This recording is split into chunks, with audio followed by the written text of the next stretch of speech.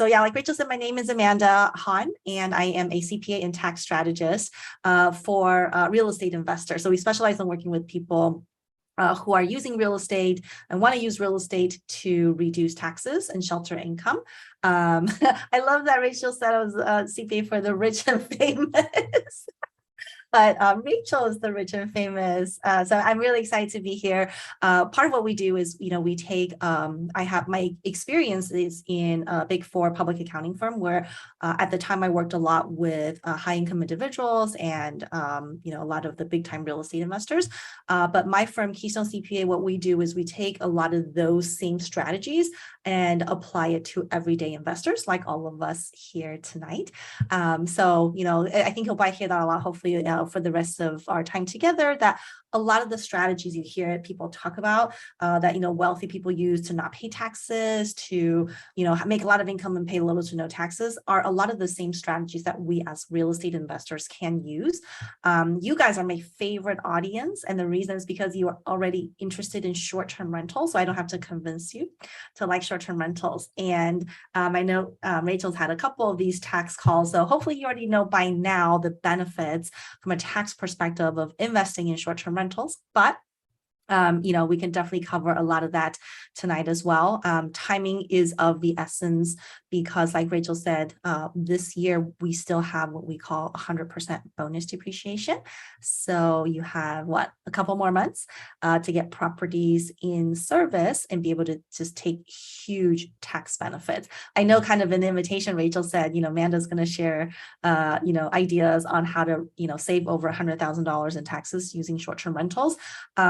I know for some people it might sound really crazy or out of this world, but it's actually not very difficult for people investing in short-term rentals. So yeah, I'm super happy to kind of talk about that with you guys tonight. Yeah, awesome. And so Amanda, my team does a good job of helping my titles to be extra spicy, so $100,000, you're right. It sounds outlandish, but I've seen it happen for me and my community. One of our members who will be joining us next week saved over 117 actually thousand of in taxes and write-offs against her husband's W-2, and he's at peak earning income, as a trauma surgeon. So it is very possible, and that's why I'm really excited to share today. So let me do a little bit of housekeeping for those of you who received my Zoom link. I apologize. I accidentally included that Zoom link throughout a lot of our social copy, but please feel free to join us on any of your favorite social media platforms, except for Instagram. I still have to figure that out. So we're on Twitter, we're on YouTube, we're on multiple Facebook places, my business Facebook, my personal Facebook, I have 2 Facebook groups. So we're on Facebook, we're on LinkedIn, and I think that's pretty much it. So join us on any of those platforms and send in your questions. I can actually see your questions through a tool that I'm using called Restream. And so if you're joining me through Restream and Facebook, I do need you to click the chat.restream.io or go to chat.restream.io so that I can see your name, because you're going to show up as Facebook user. And if you can do that for me, then I can see your name and I can say hello and address you, which is super, super excited. So with that being said, I do want to say hello to a few of the people in the audience. Hello, Annette. Thank you so much for your unwavering support. Annette has been with us every week. Amanda, no joke. She is a phenomenal. Paris, I have not seen you in a while. It is so good to see you. I know that you're doing a lot of things in the space, real estate and short-term rentals. So definitely get your questions answered by Amanda tonight. Take advantage of this. Amanda, she is actually the tax strategist for a Bigger Pockets alum. I call him an alum now, Beardy Brandon Turner. So imagine that she helped him to create his strategy, and she's here with us, little us. How awesome is that, right? Cheryl Nolan, I see you here from LinkedIn. Welcome, welcome. I'm super excited that you're here with us. And Christian, thank you so much, girl. This is my ride or die, Christian. She's in here. She's telling everyone, hey, add your questions down here. Feel free to add it to the comments. Christian is keeping everyone on the straight and narrow. Okay, so thank you. Thank you. So Amanda, I'll let you dive right in. And what are some questions that you're seeing from your Instagram? I know you play you yeah, I'm not gonna go into it. There are some tech issues, but yeah, what questions have you received that you know would benefit the audience tonight? Yeah. Well, I think I'll start by saying the kind of the main tax loophole. Let me just explain a little bit of it for anyone who's like didn't join some of your other previous sessions. So the reason that short-term rental is one of the favorite tax loopholes for real estate investors is that if you are someone who has a W-2 job still, right? You and or your spouse are still working full-time. If you're investing in long-term rentals, then it is often very difficult to be able to use rental losses to offset W-2 income for tax purposes. Effectively, for people who invest in long-term rentals, they want you to be a real estate professional. And if you're not a real estate professional, then the rental losses are considered passive. And so they only offset taxes from rental income, right? So this is for people who are of higher income. So those making 100,000, over 100,000 or over 150,000.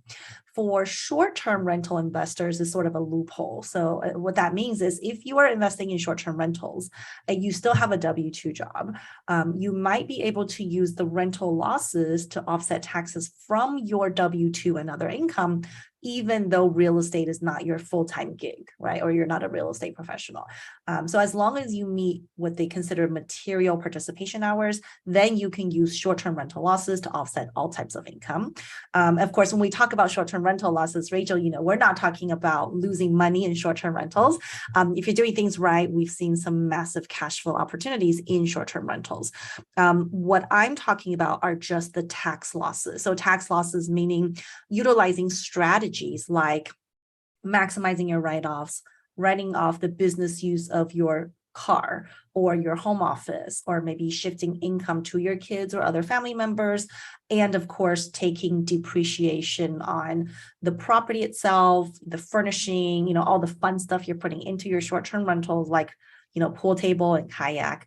So when you create those losses, it's easier for you to use it against W-2 income when you are investing in short-term rentals. So a lot of the questions that I saw this morning from my post was, does it also offset W-2 income? Does it offset my crypto gains? So these are the ones that we're hearing a lot. And the answer is possibly. So you can use short-term rental losses to offset other income if you meet material participation. So what is material participation? There are 7 different ways to qualify it, but practically speaking, only 3 of them are the ones that we see time and time again. The other 4 are, not really applicable to the majority of the people that are with us tonight. So the 3 most common ways to qualify, and you only need to qualify for one of the 3, okay? It's not all 3. The first one is that you spend at least 500 hours on your short-term rental. So 500 hours, after you purchase the property, you've furnishing it, you are managing the property, you're dealing with any rehabs, all those are material participation. So if you have 500 hours on the short-term rentals, that's it. If you don't meet 500 hours, another really great one, especially at this time of the year when we're so close to the end of the year, is if you spend at least 100 hours on the short-term rental and no one else spends more time than you, then you will be able to use the losses against all other types of income as well. So common person to compare your time against would be like the cleaning crew or the gardeners, right? So if, Rachel has spent 110 hours, but these other individuals have only spent 90 hours as an example, then Rachel would have met material participation, which again, just means she can now use all those tax benefits, tax losses to offset income from her job or her business, all these other types of income. And if you don't meet either one of those, then the third one you can meet is you spend any number of hours on your short-term rentals, but that also equates to more hours than everybody else combined. So another scenario, let's say Rachel spends 60 hours on her short-term rental because we're closing so close to the end of the year. But if we look at the cleaning crew and the gardener and the contractors, they only spend 30 hours, right? So in that scenario, Rachel also met material participation. So if you meet one of those particular requirements, then your rental losses from the short-term properties can offset taxes from W-2 and other income. And this is where we're seeing like, $100,000 in write-offs or even $100,000 in actual taxes saved are pretty common. I actually had a client last year, in 2021, they never invested in real estate before. First time I get into real estate, they bought 2 short-term rental properties. Their write-offs, right, between like claiming their, home office and car and depreciation and all that stuff, their tax deduction or tax loss was about $300,000. So based on their tax rate between federal and state taxes, they saved over $100,000 in actual tax, right? So that $100,000 could be a down payment on what, $200,000-$300,000 more of real estate, right? So it's super, super powerful. Oh, I love that. And one of the things I love the most about it, Amanda, is one thing that we tried to leverage early on when we were in our full careers was real estate professional status, and we just could never really achieve it. You're working full time, some moonlight shifts, overnight shifts. You couldn't really achieve real estate professional status while working full time at a hospital, right? It just was not going to fly. There was no one who could really make that happen for you. And I feel as though this short-term rental really solved that problem for us. And what an opportunity. And that's why I come here week after week after week during, I call this national tax planning season. We should have planned earlier, but during national tax planning season, unofficial, to, make sure everyone's aware, because if there's something you can do right now, real quick, to get another property, under contract. I hear people saying they're going to wait, Amanda, the interest rates are high. In your opinion, I'm a contrarian. I say, so what interest rates? If I can get my bonus depreciate 100%, it's a win-win. Is that your thought too, or is Rachel being too risky?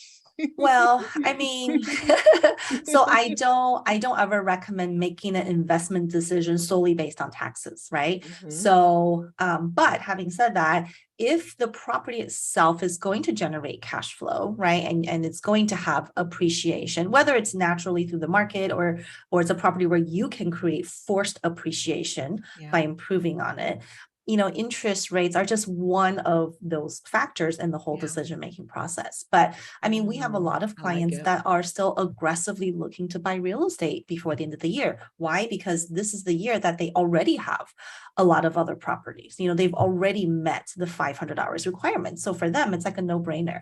The more I buy, the more I can write off. And whatever, another question that came in is like, well, what if I have so much losses that I can't use it? I don't have enough income to offset against, right? Isn't that wonderful to have that problem? Like I have more losses than I can use. Well, the good thing is you don't lose those deductions. They simply carry forward into next year, so you can use it to offset next year's taxes. So for 2023, you're starting out ahead, right? Like, hey, maybe the next, 30, 50 or 60,000 of income, I don't have to worry about paying taxes on because I already have losses that are coming into this year that I can utilize. I love that. So a question that we received is, what if we purchased a property end of the year, but we're not able to fully put it into service until January 1? Is there a way to navigate that, Amanda? Or is it just going to be 80%? They're not going to be able to take advantage of the 100%. Well, 80% is still good, but I'm a little greedy right now with the 100%. I'm like, do everything you can to get that 100%. But reality is reality. Yeah. I mean, from the tax perspective, the key term we talk about is placed in service date. So what is the date that the property is advertised and available? to be a rental property, right? And so if it's a short-term rental, at a minimum, of course, we have to own it. It has to be staged. It has to be advertised, meaning, on the listing, it says, hey, you can, this is available, let's say December 20th and on. That would mean it is placed in service and you can take bonus depreciation based on 2022 rules. And that's nice. true even if you don't actually get a payment or no one actually occupies the property until next year, right? Now, Wow. you might have a Okay. little bit higher audit risk because on the tax return, you're going to show a property with zero income and a huge tax deduction, right? But Mhm. nonetheless, if you're able to prove that the property was advertised and it was available for guests to come in, then the place in service is this year. Now, alternatively, if you're saying, hey, I bought this property, it's literally just vacant, I have no way of getting it or listed until next year, then unfortunately, it is going to be a 2023 placed in service date, which means the depreciation life you use is going to be the 80%. But, having said that, 80% is still super, super good, right? It's just It is. 100% is like awesome, but 80% is still great.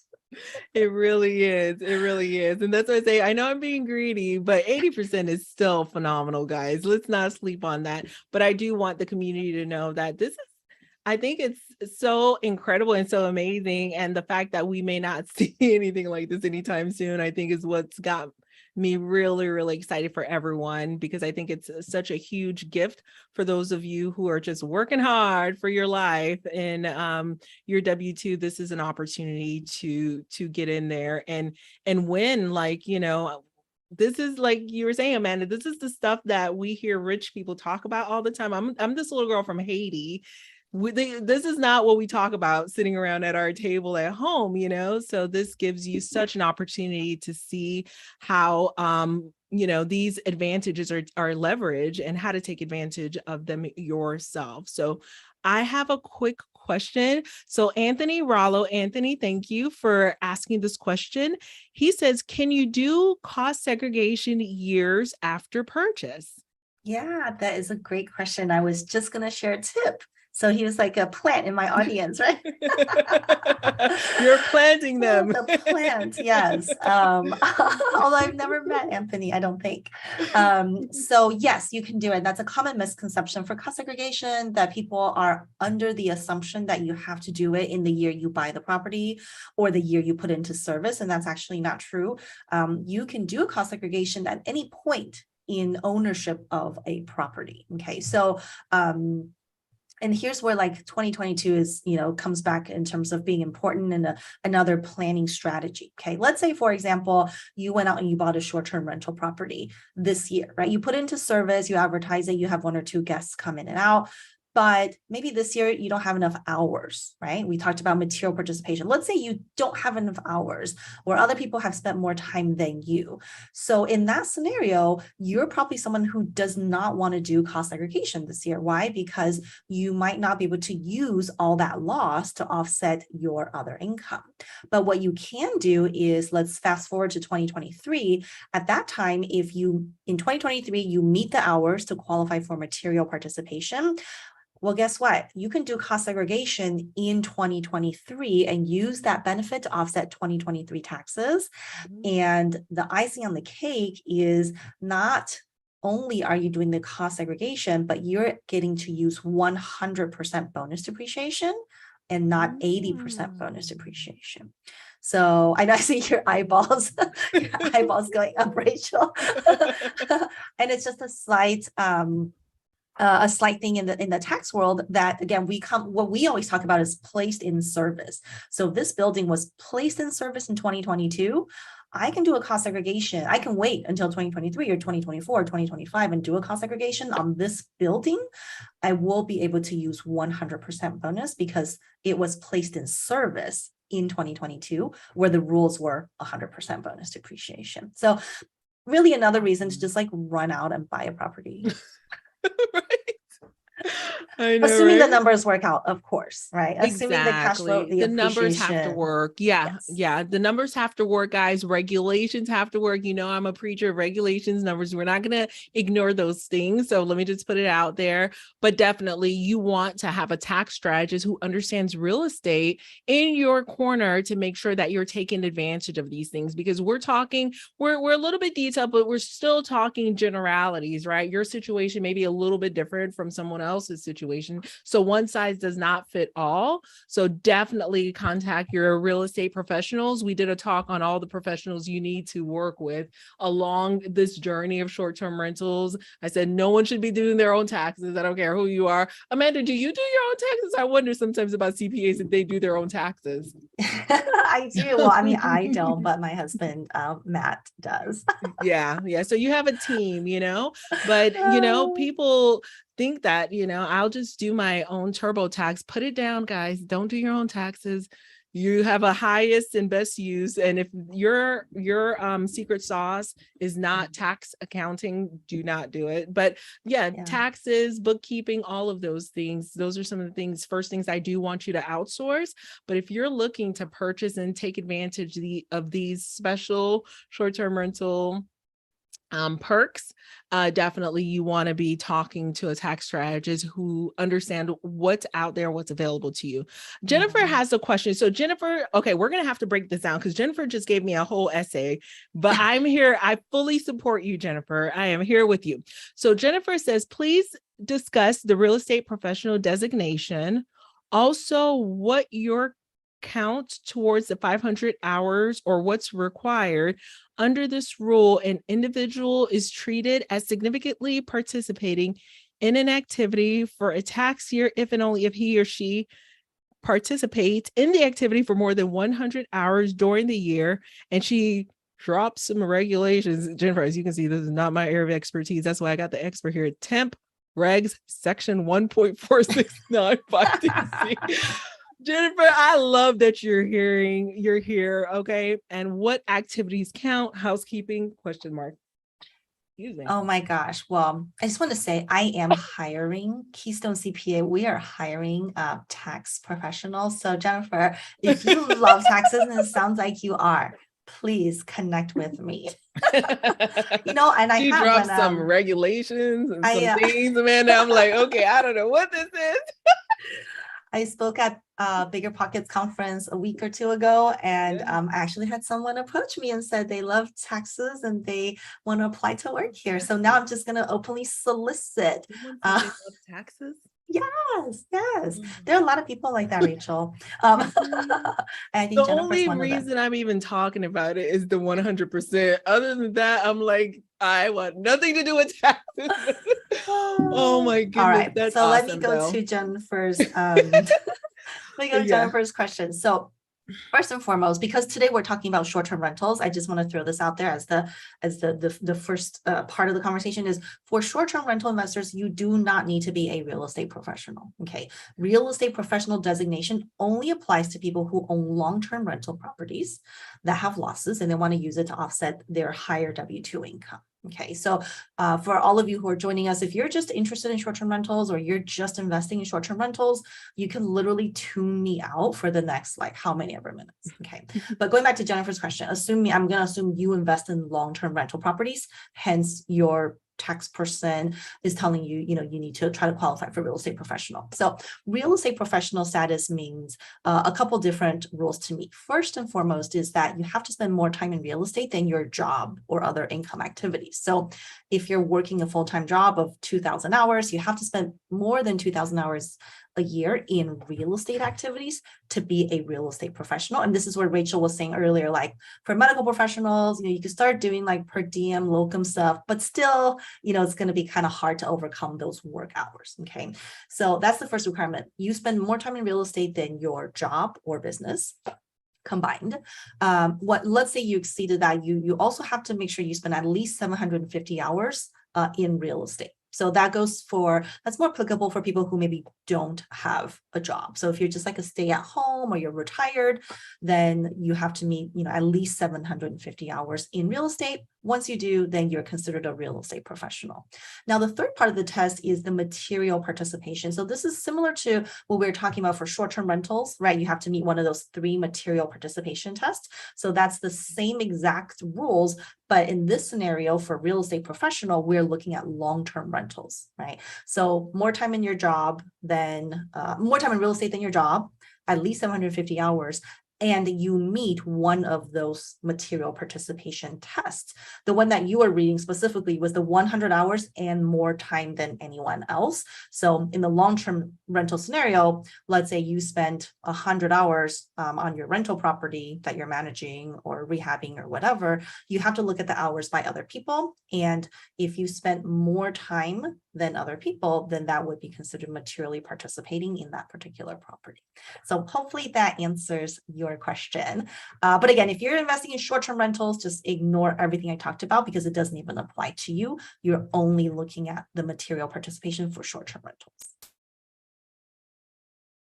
Awesome. Awesome. Thank you, Jennifer. I really hope that provided you some value. Okay, we do have more questions coming in. They're coming Is that what I hear? fast, The like too. little ding sounds? Yep. That's my team letting me know because they're actually gathering the questions, Amanda, from YouTube, all the places, and putting on one Google sheet for me to see, which I appreciate. So Paris says, I'm a multifamily investor as well. Oh, this is such a good question. And I think it's a big myth, but you correct me if I'm wrong. And I know that cost segregation is kind of an expensive deal. Might not be, right? Depending. But is it worth it because of the number of units? But how much does it cost to do a cost segregation for a short-term rental? Yeah, so so you're right, Rachel. It's a myth. A lot of people tend to think that cost segregation is only for commercial real estate, so apartments, mobile home parks, commercial centers. $10,000, $20,000, $12,000. Yeah, that might be the that case. It would be, yeah, like years and years ago. But now with technology and from COVID, a lot of the firms that are doing cost segregation are doing it remotely. So the cost of doing it has gone down a lot. Combine that with the fact that the benefit has gone up, has skyrocketed because now we have 100% bonus, right? Rachel's favorite, the reason she's here. So now you have lower cost plus bigger benefit in the form of 100% bonus depreciation. That's making even smaller single family homes that are, if the building is worth 200,000 or even 300,000, it still could be highly beneficial. The cost of getting a cost seg done, I've seen anywhere from 1,000 to 3,000 on single family home, maybe. Great. Yeah, which is because you would assume, everything I heard, like Paris, you're thinking probably tens of thousands of dollars, but if we can get it done for under 3,000, I think it would so be, something to consider for sure. So I absolutely love the fact that there's ways to do it without having someone necessarily come in person. Sometimes they're able to do it online, not that that's going to be perfect, but that's what I've seen. But let me shut up. I'm just so excited. If you have a property, let's say a single family home you bought for 350,000, right? And let's say 300,000 is the building. Cost segregation could get you up to maybe like $90,000 in benefits, right? And so if you're in the 40-50% tax bracket, that's a very significant amount of tax savings. So even if you have to pay $2,000-$3,000 for the project itself, the cost benefit just makes sense. But yeah, I understand it's, for people who own multifamily, you're used to like the larger dollar amounts, but there are definitely firms who will do the smaller properties. In fact, I was just speaking with a cost seg from earlier today. They're like, oh yeah, we're doing so many short-term rentals right now. Short-term rentals, everyone wants a piece of this pie, because everyone's interested in it. So that's awesome. And I love the fact that they're able to accommodate and they realize, okay, this is something that's needed by the short-term rental community, and they're able to adjust a bit to make it make sense. Because Paris, you're right. If, for instance, it's a $200,000 home and the cost seg study was 20,000 or 30,000, it's like, is it really worth it, right? And so you probably not. And it's really funny. I think, we've had clients in the short-term rental space for so many years. And in fact, our book that came out several years ago, we had a chapter on short-term rentals. But even back then, right? couple years ago, short-term rental was not like a big thing. But I think thanks to, people like you, Rachel, now short-term rentals, like if you're a real estate investor, you've heard about short-term rentals, right? Because there's just so much buzz, so much talk about it. Whereas before, I remember my first couple clients that were in short-term rental space, when I would talk to other investors, I try to get them to do it because of the tax benefits. They would think like, oh my gosh, no, that means I have to quit my job and I have to spend so much time doing all this. And, it's not for me. But now there's, so many systems that I know you help people with on how to be a short-term rental investor without creating a job. I think you're on mute, Rachel. I said, yes, we already have a whole job. We are not looking to get another one. So absolutely, absolutely. And speaking of book guys, Amanda and I, we are working on a book. Amanda, I'm putting the final touches to my part, I promise, on tax strategies and short-term rentals. I cannot wait to share it with you guys. We are actually collecting numbers. So if you want to get on the waiting list to be one of the first to get the book once it has been reviewed and by Amanda and I, and then once it's done, I'm going to place a number to text tax to text tax to. Oh my God, I didn't think of that. To 844-799-0139, and we'll place it in the chat, and you will be one of the first to get access to the ebook once it is launched. Annette has a question. Do short-term rental webinars and conferences count as material participation? Great question. That's a good question, Annette. Good question. Yes, a plant in the audience. And yeah, I mean, I think when you ask different CPAs, you might get different answers. But generally, unfortunately, the answer is no. So material participation, the law is pretty clear. That relates to time spent on the properties that you own. So that is, acquiring the property, that is staging it, getting it ready, dealing with the property itself. For things like, webinars, education, reading our wonderful ebook that's coming out. Unfortunately, these are general real estate stuff and not part of material participation. The easiest way I always tell clients to consider it is like, if I'm spending time on something, can I associate this time with a specific property that I own, right? And if so, then odds are it's going to be material participation. But if it's just like general real estate, not really property specific, then most of the time it's not material participation. But different CPAs have different takes on definitions and things like that. So the best thing for you to do is, when you have these kind of questions on time that may or may not be, the best thing to do is just to shoot a quick email to your tax advisor and get their thoughts for how they would like to treat that. Awesome. I love it. Great question though, Annette. She had my wheels turning too. Question from Candy. Candy says, I have a long-term rental, short-term rental, and W-2. What steps do I take to help reduce taxes? I've heard of cost segregation, material participation, bonus depreciation, but I really do not understand if my watching the Zoom is considered material participation, right? Yeah, you and Annette are like, the synergy is real there. Yes, so Candy says there's cost segregation, bonus depreciation, material participation. She doesn't understand. And I know you've already provided quite a bit of value. So how can she kind of think about this as an overall strategy for those three revenue streams, the W-2, short-term rental, and long-term rental? Yeah. And, the answer to that is going to be different, right? Depending on your other profiles. Like, are you married? Do you have a spouse that could be a real estate professional?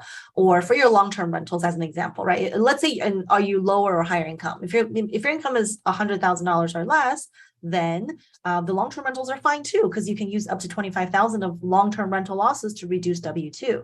And then on the short-term rentals, you can, if you meet material participation, then you can use short-term losses to also offset whatever's left of W-2 income. But let's say you are a high income earner, right? High income earner meaning over $150,000, then your long-term rental losses, if there are any, won't be able to offset W-2 income this year unless you're a real estate professional. And since you said you're working full-time, I'm assuming the answer will likely be no. But you have the short-term rentals, as long as you meet the material participation hours, right? Either 500 or 100 and more than anyone else, or any hours, but more than everyone else.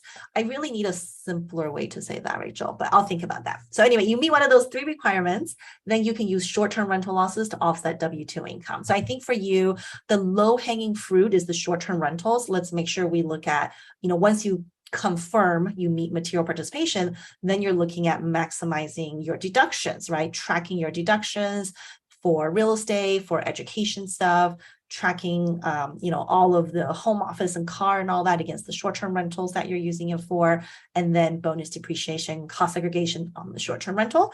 I'll probably leave that or not use those same strategies for the long-term rentals unless you're able to utilize it with real estate professional or some other method. Yeah, and those are the strategies, Amanda, that I love looking at for members who join our community. So if you're full-time doc, we had one that joined recently, or if you're working part-time, or if you are an entrepreneur, though there are different ways you can skin the cat. And that's why I really think it's important to bring in those who are professionals within the community to help you maximize, and this is a webinar, guys. We have probably about 15 minutes, a webinar. It's a live stream. We have about 15 minutes, and we are not going to solve all of the world's problems in 15 minutes. But what I want is to make this very top of mind for you, because I don't want January 1 to come and you could have done something in, these next 60 days or so, and you didn't execute because you just didn't know, right? Knowledge is power. And I want to make sure that you're aware. We're not going to answer all of the questions now. We're going to try to get to as many as possible. And we do have a couple more sessions coming up. So within our community, Amanda, I really appreciate you coming in and speaking with us in that private coaching call where each question was answered.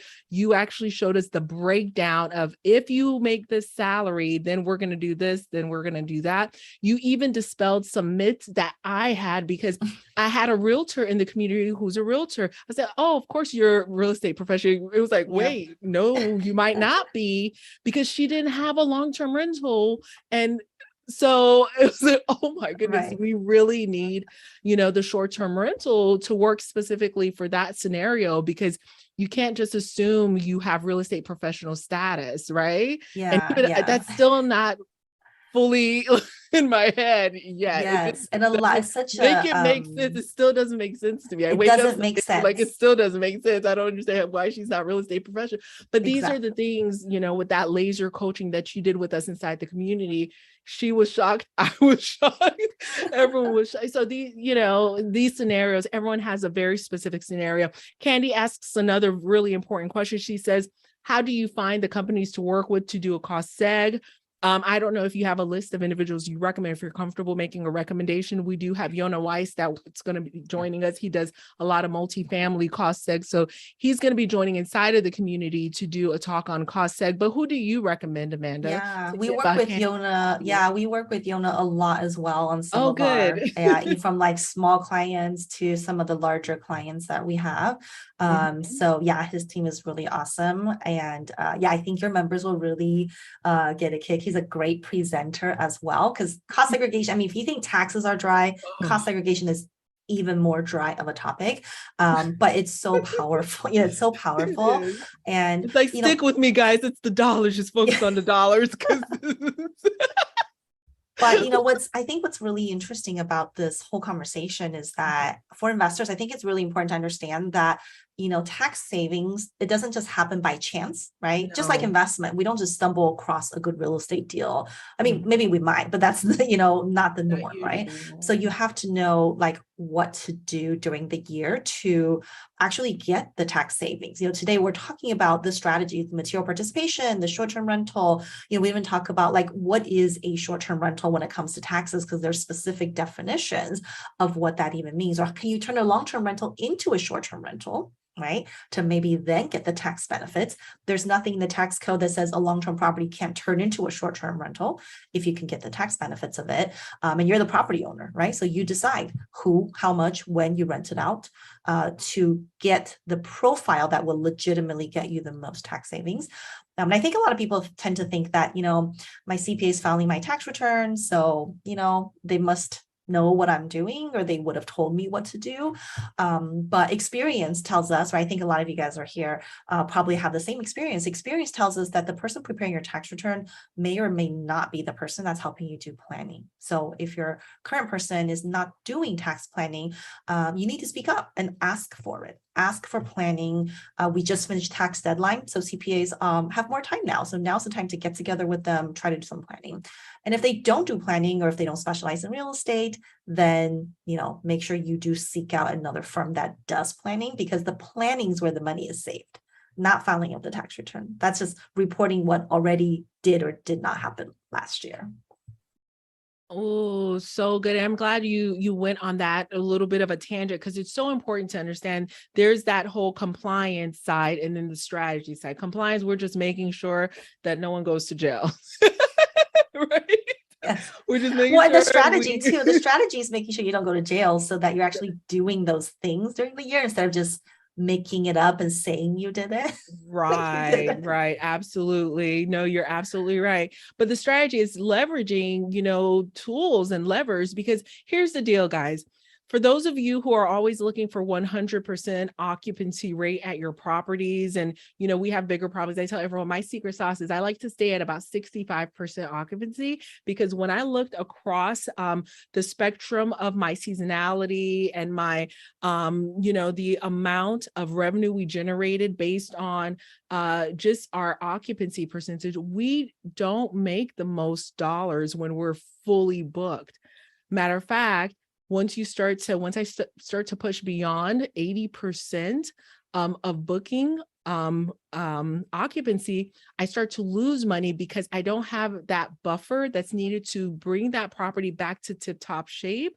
And then I start to get complaints, and then unfortunately you start to issue refunds. So I'm losing money. It would have been better to let the house sit empty for those 2 nights than let those people come in and throw that rager and trash it, right? So not that I'm like traumatized or anything, right? So there are levers that you pull in business, right? It's not all about sales, bookings, but taxes are such an important lever. And if you can leverage it, how do I save on taxes, as well? It's not just get the bookings, and you're always working in the business, getting the bookings, but looking at it from like a CFO perspective, like the whole financial picture. How much am I really saving? How much am I really making? And taxes are such an important lever. And it's kind of my pep talk to myself is, pay attention to taxes. Taxes are important.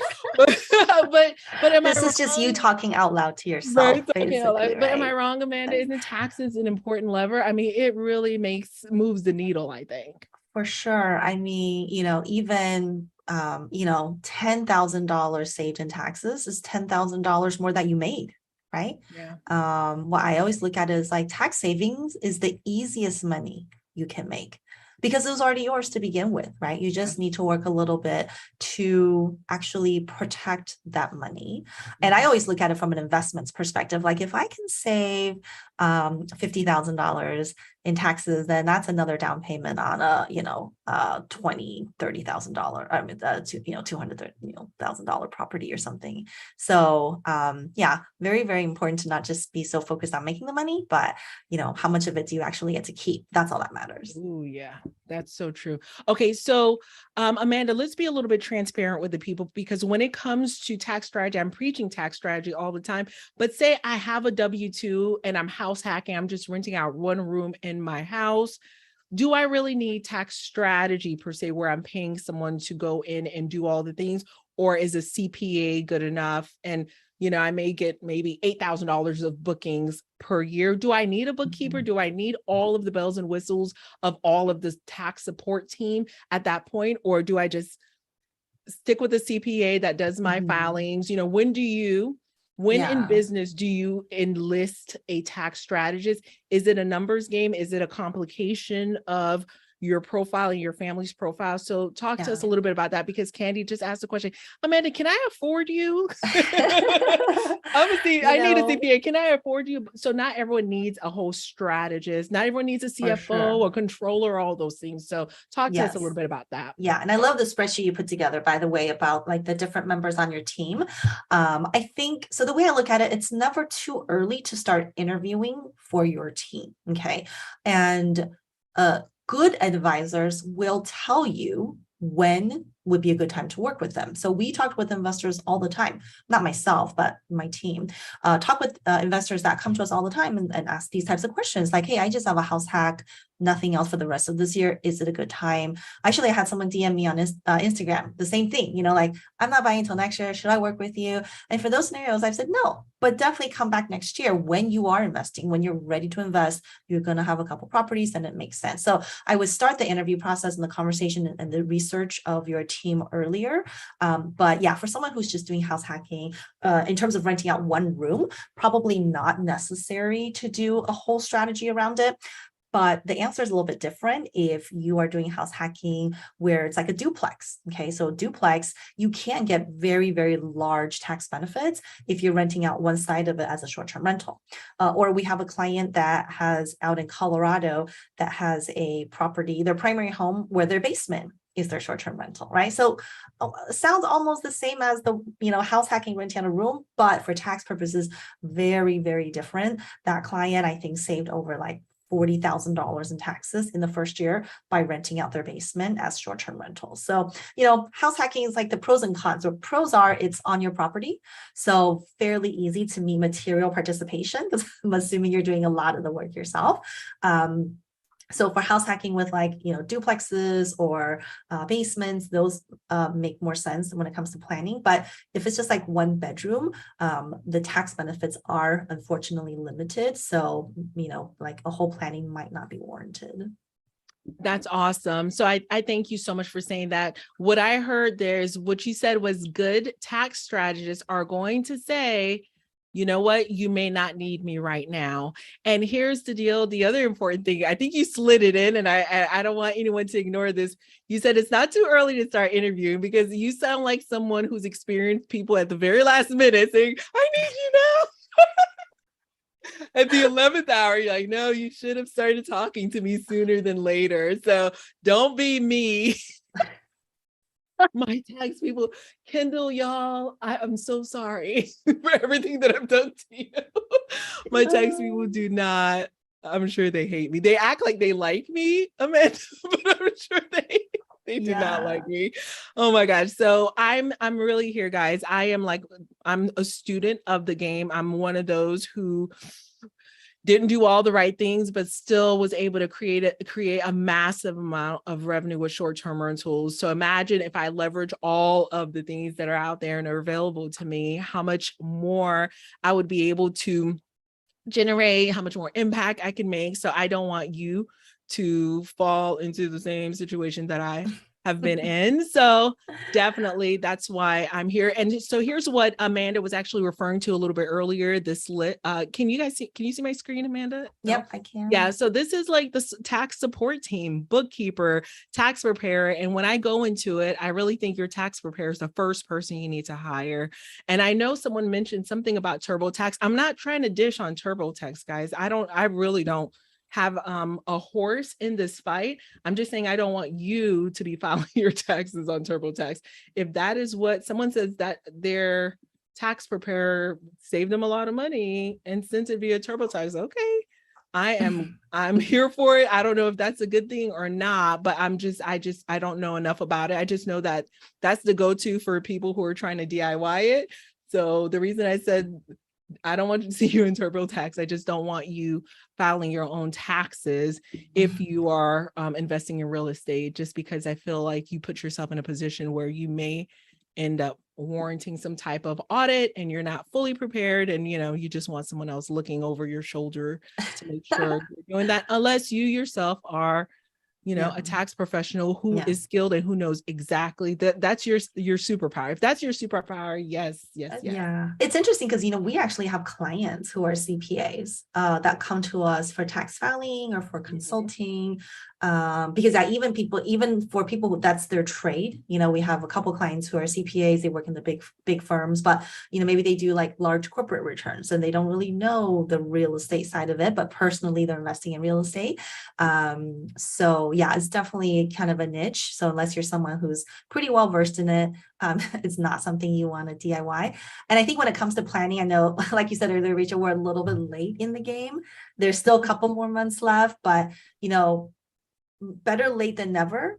Yes. However, the earlier you start planning, the better it is, right? Imagine if we had this conversation in January or February. We're not talking about, buying a property before the end of the year and cost segregation. We might be talking about buying 3 rentals and doing cost segregation where you pay 0 taxes for the next 3 years of your life, right? So the earlier you do it, the better. That squeal.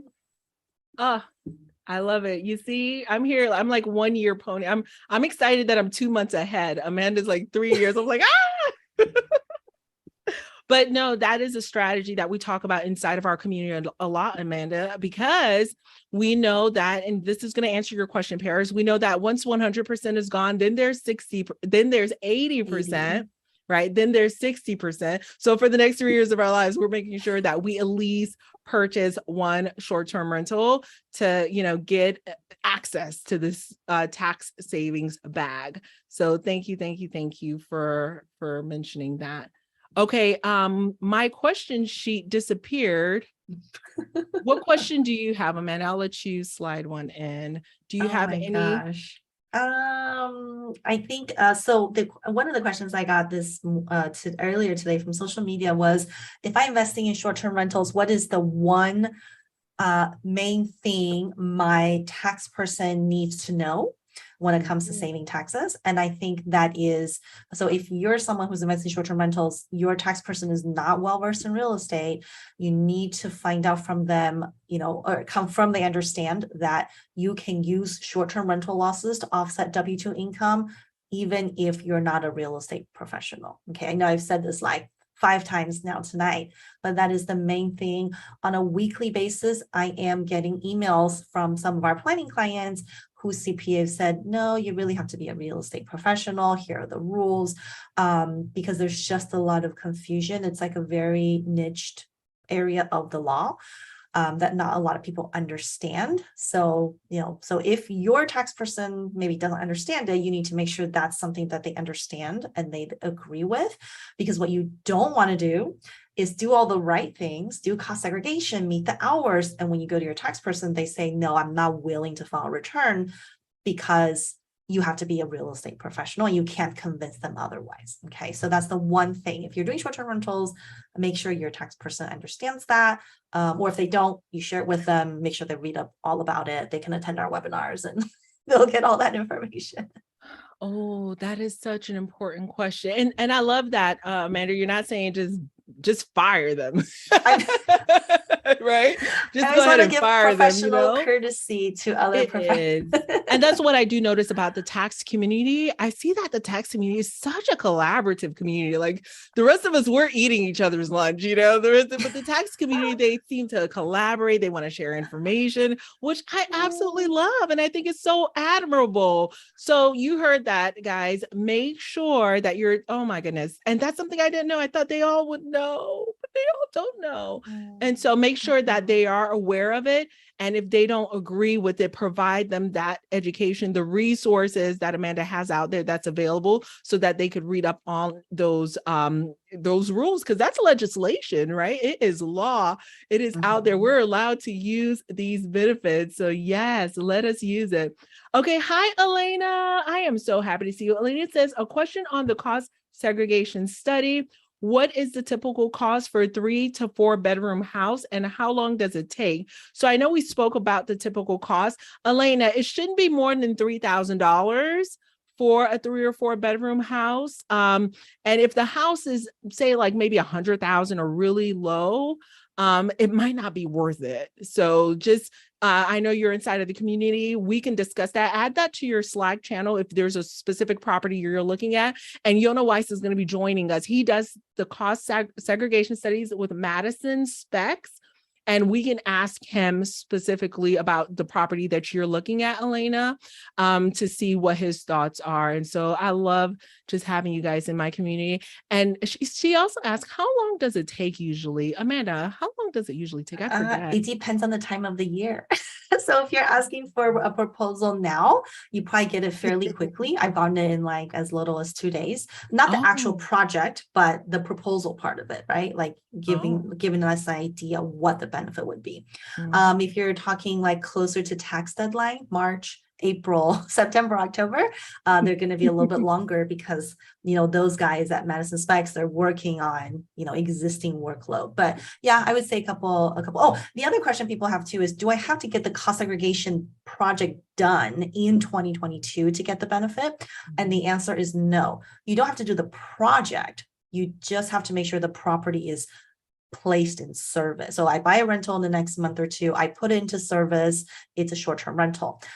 I can wait all the way up until the date I file my tax return to get a cost segregation done, and I'll be using 2022 bonus. Okay, so the project, the cost seg doesn't have to be done, but the property, you want to have it placed in service this year. Perfect.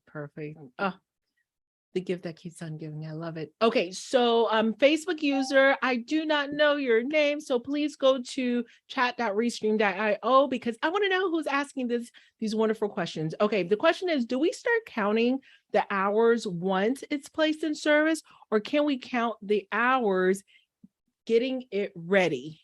Yeah. Oh, great question. I've not been asked that before. Yes, definitely. Before it's ready, the staging time, you know, you building the furniture, all those should be material participation hours. So not just after placed in service. It's typically we say it's after acquisition, right? After the acquisition of the property, then your hours are all for the property. Awesome.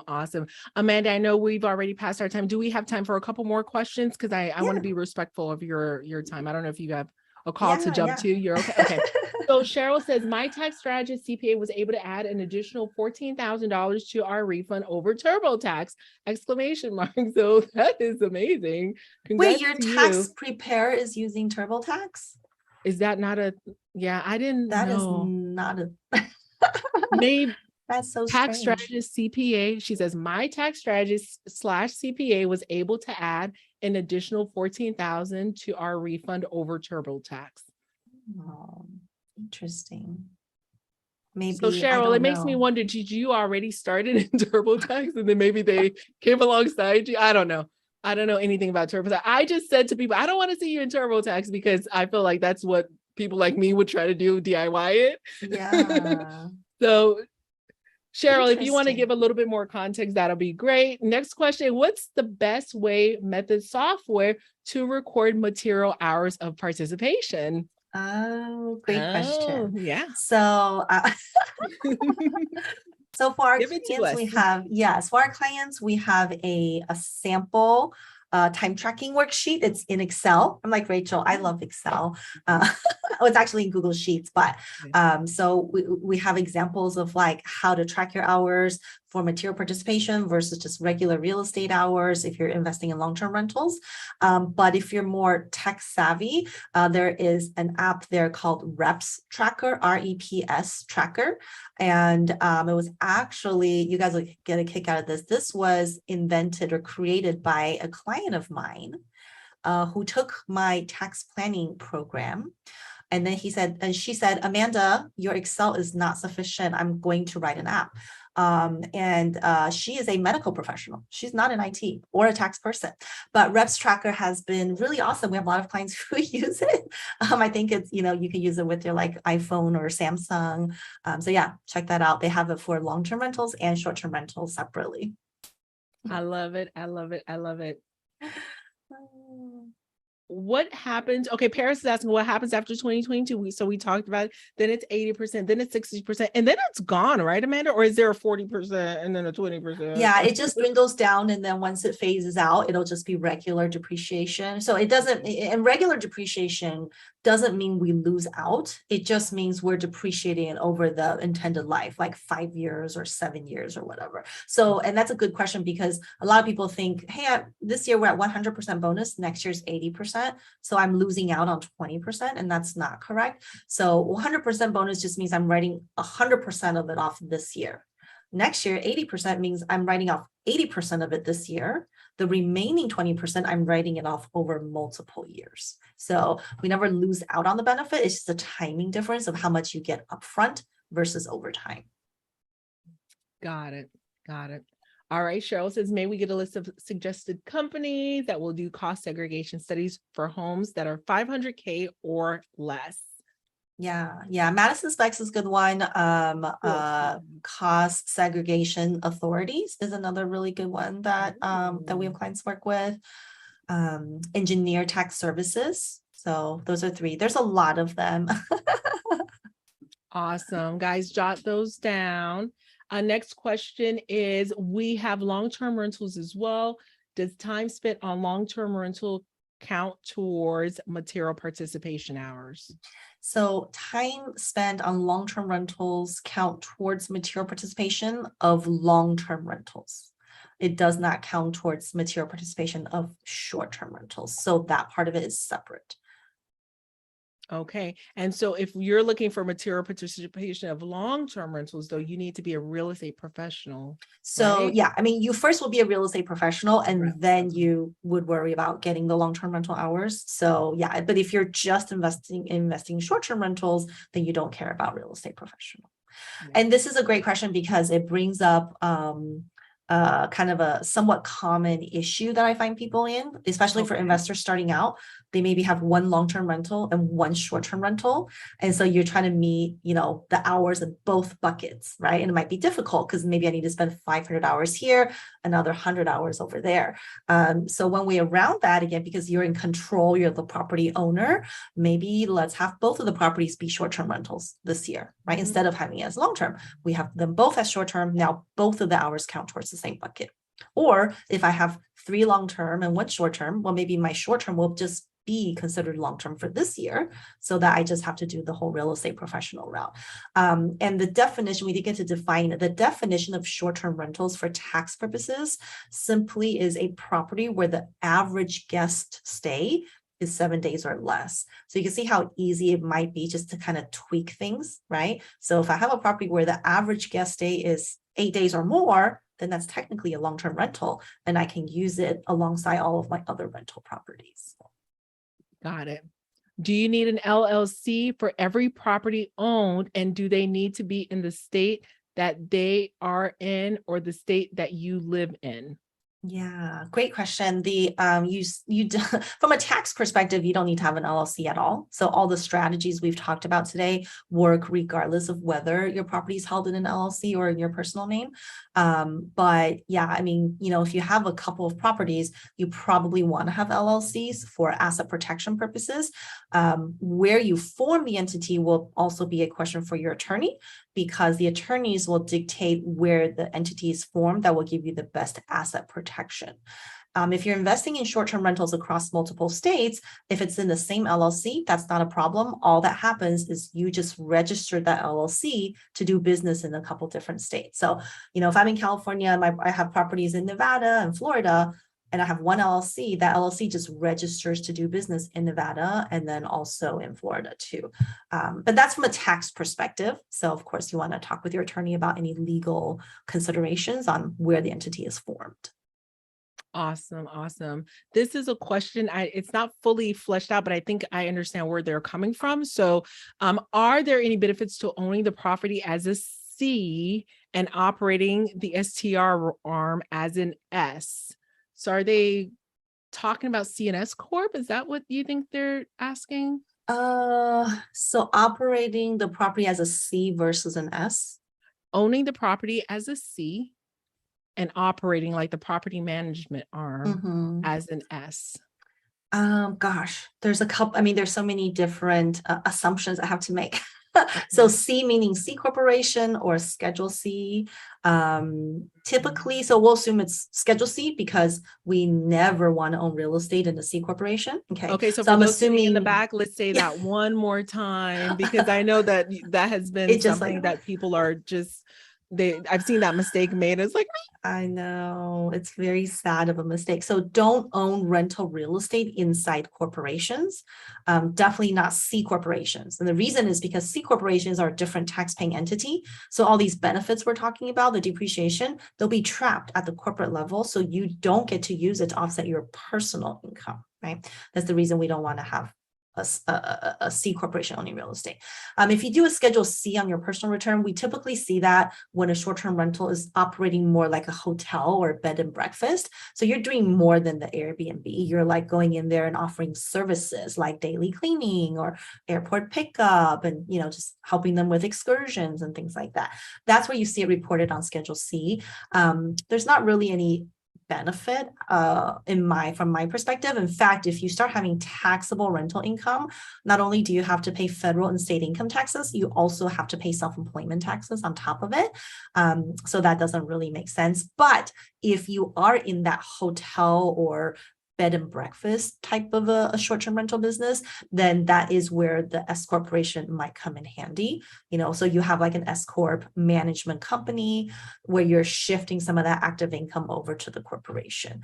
But nonetheless, the property itself, again, we don't want it owned in a corporation, right? So you or your LLC will own the real estate in all scenarios, but you might have a management company if you're highly profitable. awesome, awesome. Thank you for that. And we did the LLC. So the LLC, C Corp, S Corp is really a conversation that's really important. Okay. What is the best way to find a tax person or a bookkeeper who understands STR? Well, by being here. You have me, you have Rachel's other great CPAs who talked the last 2 weeks, who are also friends of mine. So yeah, I think just being in, communities like this, right, where like Rachel is bringing in the people who are experts in the industry. I think that's the best place to start. Also, just speak with other investors in the short-term rental community. Like, who are they using? Who are they working with? And trying to figure out, like I said, you just want to interview a couple people and figure out what it is that they offer and does it make sense with what you're looking for in your budget, even though you might not maybe hire them for, a year from now, right? Yeah, yeah, absolutely. Okay, just to clarify, for bonus depreciation, do you have to do 100 hours and more than any individual, or 100 hours and more than all of the people who worked on your property combined? Great question. So this is not a bonus depreciation question, it's the material participation question, right? Like if I meet material participation, there's 3 tests. So it's 100 hours and more time than anyone else. So Rachel has more time than cleaning crew. Rachel has more time than the landscaper. Okay, so it's you to one person. The third requirement that we could go under is any hours by Rachel, as long as that is more than everyone else. So Rachel spends 10 hours. But if we combined all the hours of everybody else, that's less than 10 hours, then Rachel has met material participation. I don't think I understood it that way before. Okay. No, thank you for clarifying that, because I felt the 100 hours, I have to scramble to get 100 hours. But if I'm more than everyone else, I only had a stager and that's it so far. And then I did the cleaning, I put all the things together. Okay, so thank you for asking that question, Clay. What a good question. It's a huge one for the end of the It year, right? Like I is. said, if you're getting it ready and you're the only person literally doing Really? anything. The clock is ticking. Yes. No, this is so good. This is so good. Awesome. Awesome. All right. I think, okay, I would add, okay, so I think we answered that. I had to go to all the social places to find the questions. Will I be able to take advantage of bonus depreciation? Yes, we've answered that. All right, guys, We're oh my so goodness, good. you guys brought in the heat. So many great questions. I even have some people on YouTube who sent some weird stuff, but it's all good. What? It is all good. Got some spam people who sent some really weird stuff, but hey, maybe you'll need some tax information later. Oh my gosh, this is Ay, ay, ay, hilarious. social media, right? That's what it is. They want me Yeah. to do some dating apps, maybe. There's tax write-off for dating apps. And I heard you Yeah. mention some crypto stuff. So that'll be another conversation I look forward to having.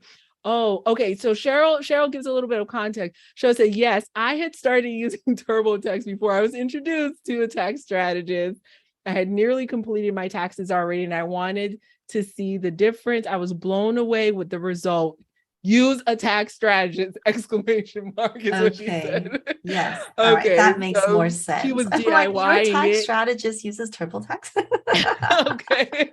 I was like, it didn't sound legit to me. But I don't know. I'm not a tax person, so I don't know. Maybe that some of them do, but I was glad that she came back and clarified. So she was already doing it herself, but just having the tax strategist probably look over her shoulder, save her so much like more. Like it would have been so worth it, right? It Yeah. shows you how worth it is to invest. So guys, when you're investing in resources that are helping you, for instance, with compliance, that's one I would say, one fee. But when you're looking at strategy, that's going to be a little bit more, right? Because the potential of savings is just so much more. And I still love the fact that you said, have that conversation first. And a good strategist will tell you, you know what, it's worth it for you to invest with me because I think based on what I'm saying, I can save you a significant amount of money that will offset the investment, right? But if it's just compliance, you just need compliance, $700 or 1,000 and under. But when it comes to strategy, it's definitely worth it if you have one of those profiles that are a little bit more complex and there are savings to be had. And this individual is going to go all in and see what they can do to save you some money and make you some money. All right. For material participation, do the 100 hours need. So, spouses, how does that work again, Amanda? Do the 100 hours need to be met for one spouse or for us combined? That's a great question. So for material participation, it actually allows you to combine the hours of both spouses. So if you are spending, 60 hours and your spouse spent 40 hours, then collectively you spent 100 hours. So yeah, love it. It's much easier, right? Because now you have two people working on the hours. I will say though, because I have had clients ask me that, like, what if I'm doing, like the furniture building and staging, and then my spouse is just like watching TV at the short-term rental, then no, that hour doesn't count. Okay. The assumption is both of you are working on the property. Those are material participation hours. Awesome. So guys, I hope you got a lot of value from us sharing tonight. Oh my goodness. I know that I've enjoyed these sessions and I've been doing this for the past several weeks, and every single time I learn something more. And sometimes it's the same information, Amanda, but I have to hear it a little bit differently. Even the last time you taught us, and I'm hearing it again. I was like, oh yeah, that's right. That's how you look at that. So taxes, if it's not your secret sauce, if it's not your area of expertise, and if you fall into, that profile where you have a good amount of income coming in and you're looking for opportunities to offset it with short-term rentals, definitely tap in with Keystone CPA, tap in with Amanda Hahn and team, because they have the secret sauce. She has a heart of a teacher, which I love. If your tax strategist is not willing to spend time to teach you a little bit about what it is that they're trying to do with you, I can't work well with those types of individuals. I love education. I love working with those who have educational materials out there. Amanda is a heart of a teacher. She's got so much out there for you to learn. And, once you're done learning and you're ready to take action, definitely tap in with her. We have an ebook that we are launching together. I cannot wait. If you text tax to 844-799-0139, you will get on our list and we will send it out to you as soon as it's launched. We're looking towards a couple of weeks. I just have some few minor edits to make before the end of the month. Amanda, how can people connect with you? Well, my company is called Keystone CPA, so you can find me at keystonecpa.com if you want to learn more about additional tax strategies. I actually also, we try to host pretty regular tax updates webinars. So you'll find all that information there. And On you have a social media. course too, Amanda, a very powerful course as well. Are you going to have any sessions this year? I know we're getting towards the end of the Yes, year. we'll have our Okay. last session. I gotta look at my calendar. I think it starts at the end of the month. That will be our last tax Ooh. saving program for 2022. And yeah, so our program is, we have a 6-week program where we work with a small group of investors to figure out basically to build a tax savings plan. You know, some of the things we talked about earlier, like how do I know about costs? Like how do I kind of put everything together? What kind of legal entity should I have? What states? And do I do a cost segregation now or later? So that's all covered in our program. And yeah, you can find more information about that on our website. If you want to follow me on social media for, taxes and see pictures of my kids and what I like to eat, I'm usually on Instagram. And you can find me at Amanda Han CPA on Instagram. Awesome. Amanda, I cannot thank you enough for being here with us tonight. We went overtime, guys, because we wanted to bring you the information. We don't look, friends don't let friends miss out. I didn't want you to miss out. So we went a little bit extra. I hope you found this to be valuable. I love you guys to the moon and back. And thank you for joining me. It's like it's Taco Tuesday. Okay. I'm hungry for my tacos. And you guys are out here with me. Thank you, thank you, thank you. Stay connected. We're still going to be having tax conversations. I know every week we get in really great questions, and then next month we're going to switch it a little bit to risk mitigation, insurance, another set of boring, but it's a lever, right? It's boring, but it's a lever that helps you to save money, when things don't go well. Which is life. Sometimes things don't go as planned. So again, guys, thank you for joining us. And if you want to meet me in person, guys, I'm going to be in Destin, Florida at a beach house. Okay. Talking with individuals who join us live. I know, Amanda, we wanted you out there. We'll get you out there eventually. But I know you have an amazing cruise that you're going to be going on, but definitely tap in if you're interested. We only have 4 slots left. The tickets are pretty much sold out. We have 4 slots left. So if you're wanting to join us, message me at hello@shorttermgems.com and we'll get on a call with you and see if it's a good fit. So with all that being said, thank you. And